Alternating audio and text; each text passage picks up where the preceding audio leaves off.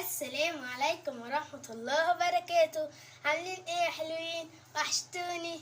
النهاردة هعمل لكم كوباية السعادة وانا اللي هعملها بنفسي. تعالوا نشوف بقى المقادير. تعالوا بقى نشوف المقادير. نص كوباية لبن وصباع موز واوريو وهوز. هنعمل ايه بقى؟ ازيكم يا حلوين؟ هنعمل ايه؟ يلا. هنعمل اولا هنحط موز. اوكي. وبصوا هنقسمه نصين عشان مش هتكفي. حط عليه اللبن. ممكن نعلي صوتنا شويه؟ احنا عملنا ايه تاني؟ قولي احنا حطينا ايه تاني؟ لبن. لبن على ايه؟ صباع الموز، صح كده؟ صح. تمام. هنعمل ايه تاني طيب؟ دلوقتي هنقسم الهوز نصين ونحط نص. تمام. هنعمل ايه تاني؟ هنحط الاوريو. طيب تمام، اتفضل.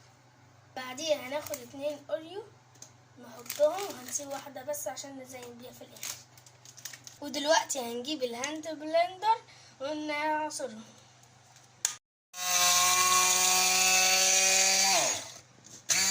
دلوقتي بصوا عملناها اللي هي مش ناعمة قوي. قبل ما نحطه هنجيب صوص شوكولاتة او نوتيلا.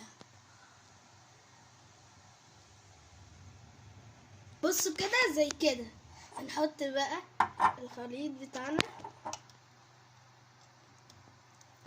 بصوا كده الهوز قطعناها اللي كنا سايبينها في الاول هنحطها ونرصها كده. بصوا كده رصيناها. هنحط ايه تاني طيب؟ هتحط ايه تاني؟ هنحط الاوريو. وبصوا كده بقى نكسر الاوريو ونحطه. بصوا هنجيب بقية النوتيلا اللي كنا سايبينها في الاول ونحطها.